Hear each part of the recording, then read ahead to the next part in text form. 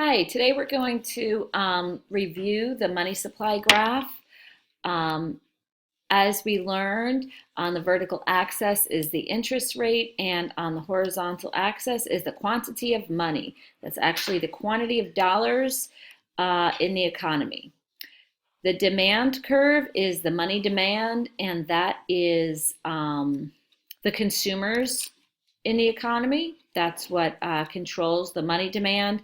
And the money supply curve is vertical, and this is controlled by the Fed.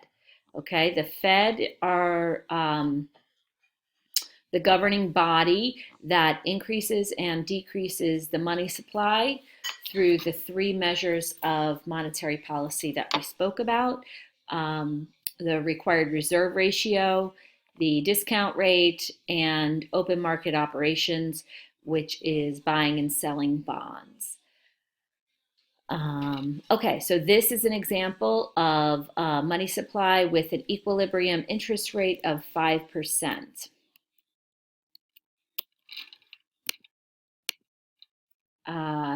Okay, and now the something has some kind of operation has been put into place to increase the money supply. So we can either assume that the Fed decreased the required reserve ratio, allowing banks to loan out more money, increasing the money supply, or in decreased the discount rate, which again would allow them to borrow more money and loan out more money. Or we could assume because the money supply has increased, that the Fed has bought bonds from banks. That's the open market operation that is most common when we're talking about monetary policy, buying and selling of government securities to banks. So in this case, it looks like the Fed has bought bonds from the bank, increasing the money supply. And we see that that causes a shift in the interest rate. The interest rate has fallen from 5% to 2%.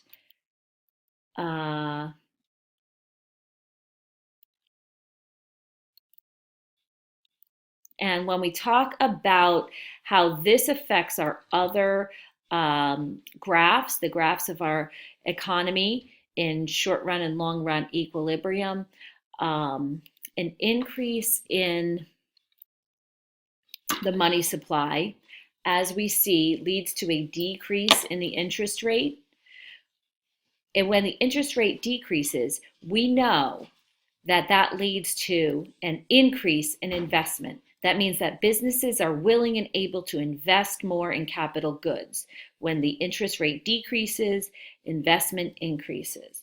And we know that when investment increases, it leads to an increase in aggregate demand, because aggregate demand is our C plus I plus G plus XN curve, and an increase in I, therefore, increases our aggregate demand curve.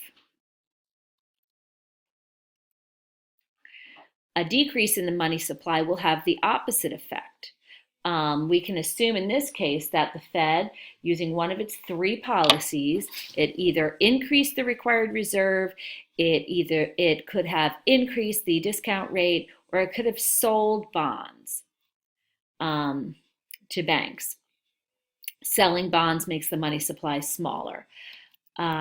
So we see that whatever policy they implemented, it caused the money supply to shrink, which drove up interest rates to 10%.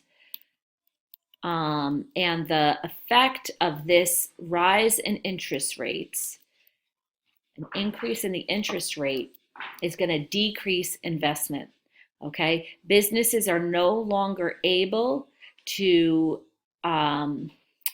spend money on capital goods, borrow money from the bank to buy capital goods and expand our economy, because the interest rate is so high.